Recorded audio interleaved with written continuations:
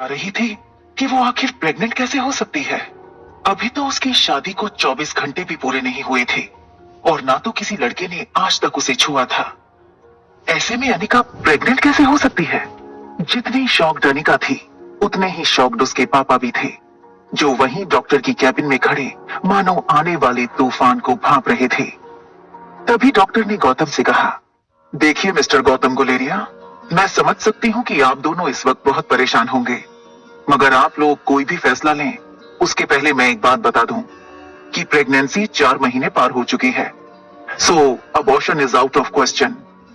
अनिका को लग रहा था कि हो ना हो डॉक्टर से जरूर कोई गलती हुई होगी, इसलिए नर्स के सहारे खड़े होते हुए कमजोर अनिका ने थोड़ी ताकत जुटाकर डॉक्टर को डांट दिया, ये आप क्या कह रही हैं?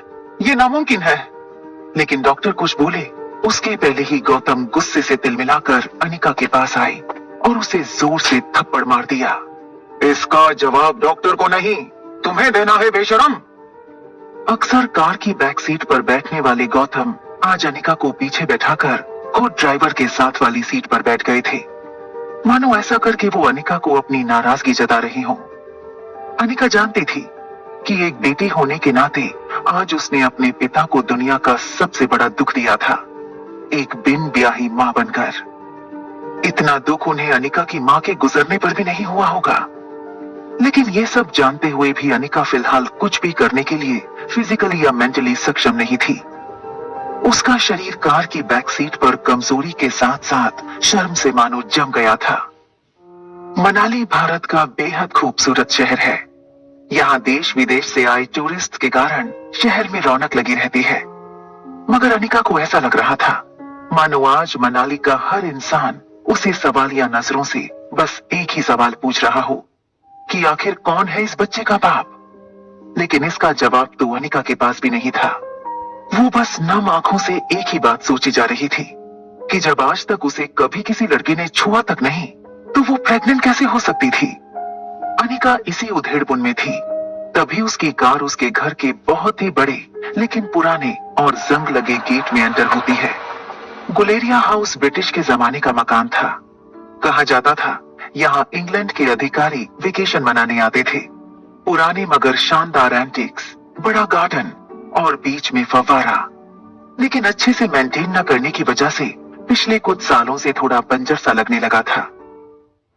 गौतम ने घर में एंटर होते ही अनिका के रिपोर्ट्स को गुस्से से सोफे पर फेंका और अपने सर पे हाथ रखकर एक गुर्राते हुए शेर की तरह हॉल में इधर से उधर टहलने लगे।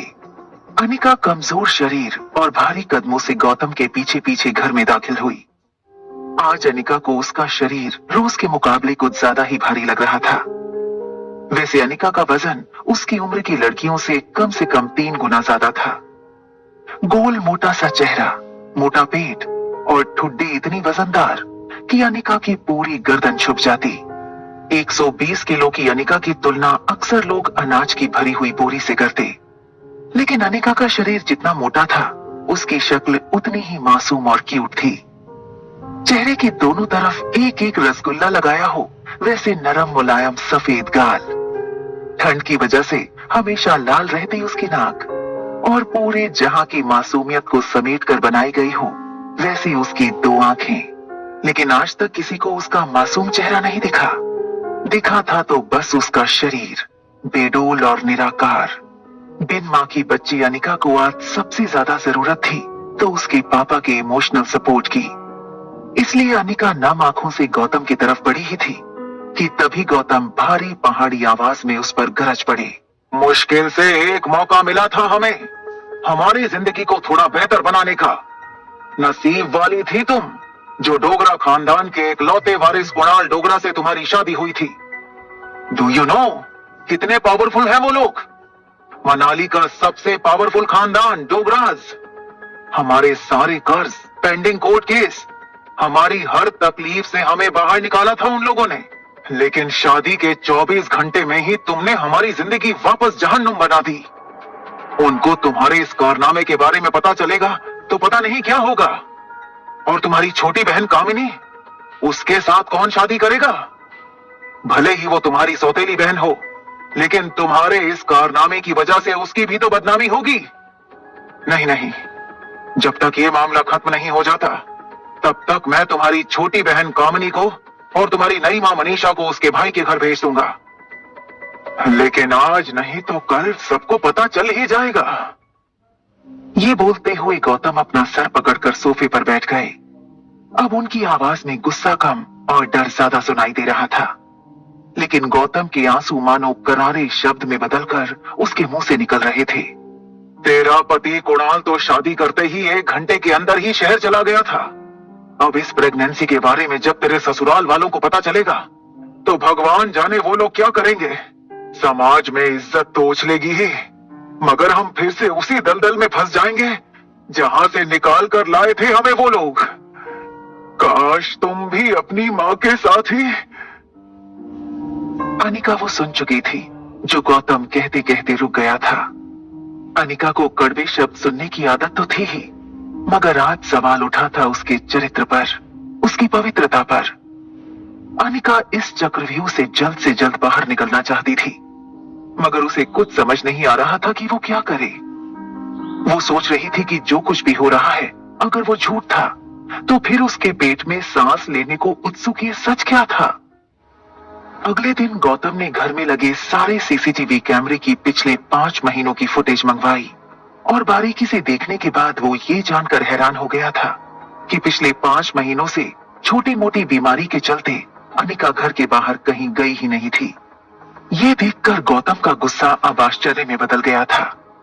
उसको इतना तो समझ में आ गया था कि कहीं कुछ तो गड़बड़ थी, लेकिन उससे कई ज्यादा उसे ये चिंता थी कि अब डोगरा खानदान क्या करेगा।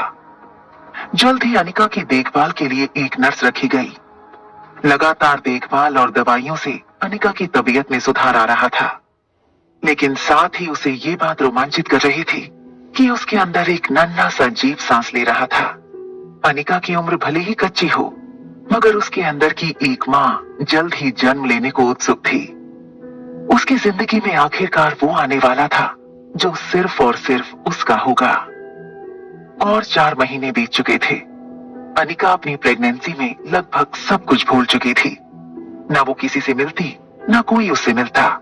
सिर्फ वो अपने अंदर पनप रही उस नन्ही सी जान से बात करती रहती। ऐसे में एक दिन अनिका पाइप से अपने घर के बाहर के गार्डन में पानी छिड़क रही थी। तभी अचानक उसने अपने पैरों के नीचे कुछ हलचल महसूस की। वो कुछ समझ पाती उसके पहले उसके घर के मेन गेट से एक स्पोर्ट्स बाइक अंदर आई। मशीन गन से जैसे गोलियां निकलती हैं, वैसी बाइक की आवाज सुनकर ऐसा लगा मानो बॉर्डर पर जंग शुरू हो गई हो। बाइक की आवाज सुनकर अनिका ने पानी का पाइप छोड़ दोनों हाथों से अपना पेट पकड़ लिया, जैसे अपने डरे हुए बच्चे को आंचल में छुपा रही हो। बाइक आकर बंगले की सीढ़ियों के पास रुकी। Leather shoes, tight jeans, dark blue T shirt और चेहरे पर लगे पीले चश्मे के आर पार लड़के की गहरी लाल आंखें साफ दिखाई दे रही थीं। अनिका ने जैसे ही इस लड़के को देखा, उसकी धड़कन मानो डर और टेंशन से तेज हो गई। ये लड़का और कोई नहीं बल्कि अनिका का पति कुणाल डोगरा था। 21 साल का कुणाल अपनी नजर अनिका पर गड़ाए हुए बड़े ही स्टाइल के साथ बाइक से उतरा और अनिका की तरफ धीरे धीरे आगे बढ़ने लगा। अनिका और कुणाल दोनों ही एक दूसरे को देखे जा रहे थे। कुणाल की शादी अनिका से भले ही उसकी मर्जी के खिलाफ करवाई गई थी, लेकिन अपनी बीवी की कोख में किसी और का बच्चा देखना कोई भी मर्द शायद बर्दाश्त न कर पाए। कुणाल शादी के बाद मंडप से सीधा दिल्ली अपने कॉलेज की पढ़ाई पूरी करने चला गया था और वहीं पहुंचकर शादी के दूसरे दिन उसे अनिका की प्रेगनेंसी की खबर मिली थी। अनिका उस दिन से लगभग रोज सोचती कि जिस दिन उसका सामना कुणाल से होगा उस दिन पता नहीं वो कैसे रिएक्ट करेगा। आज जब कुणाल उसके सामने आ रहा था तब पता नहीं क्यों निर्दोष होने के बावजूद डर और शर्म के मारे अनिका को एक अजीब सी बेचैनी महसूस होने लगी थी। अनिका तुरंत अपने पापा को फोन लगाती है, लेकिन उनका फोन नहीं लग रहा था। कुणाल को अपनी ओर बढ़ता देख अनिका की घबराहट इतनी बढ़ गई थी कि वो डर के मारे बड़बड़ाने लगी। वो पापा तो नहीं है घर पे। ऐसे में कुणाल अनिका के सामने आकर एरोगेंस से खड़ा था। वो अनिका को ऊपर से नीचे तक देख रहा था। सूजा हुआ चेहरा, 8 महीने की प्रेगनेंसी वाला मोटा पेट, गद्दी जैसे मोटे हाथ और पांव, प्रेगनेंसी की वजह से अनिका पहले से भी ज्यादा मोटी नजर आ रही थी। अनिका को देखकर कुणाल ने अपने होठों को दबाया और एक गहरी सांस लेकर जोर से जमीन पर थूक दिया। ये देखते ही अनिका की कमजोरी मानो अचानक से वापस आ गई हो। वो ठीक से अपने पैरों पर खड़ी नहीं रह पा रही थी, मानो जैसे उसे खुद का बोझ लग रहा हो। कुणाल गुस्से में घूरते हुए जैसे जैसे आगे बढ़ रहा था, वैसे वैसे अनिका एक डरे सहमे मेमने की तरह घबरा कर पीछे होती जा रही थी। ऐसा लग रहा था मानो कुणाल के नुकीले लेदर शूज किसी भी वक्त अनिका के नंगे मुलायम पांव को कुचल देंगे। तभी मेन गेट से गौतम की कार अंदर आकर रुकी। गौतम कार से उतरकर तेज कदमों से कुणाल के पास आया, जैसे कोई सेक्रेटरी अपने बॉस के पीछे भाग रहा हो। अनिका ने अपने पापा को ऐसा पहले कभी नहीं देखा था। गौतम कुणाल के पास आकर उसको कहता है, अरे कुणाल बेटा, आज अचानक से तुमने फोन किया कि तुम आ रहे हो। तुम्हारी कॉलेज में छुट्टियां शुरू हो गई क्या? कुणाल ने गुर्रा के कहा, पूरे 4 महीने बाद आया हूं। ऐसा बोलकर अपने दामाद को वेलकम करोगे आप? वैसे काफी कुछ बदल गया है यहाँ पे। कुणाल ने अनिका के पेट की तरफ देखकर अपनी जेब से रम की बोतल निकाली और मुंह से लगा ली। वो आया तब से उसकी नजर अनिका के पेट पर ही जमी हुई थी। माहौल को थोड़ा ठीक करने के लिए गौतम ने कुणाल से कहा, आओ कुणाल बेटा, अंदर चलकर बात करते हैं। लेकिन गौतम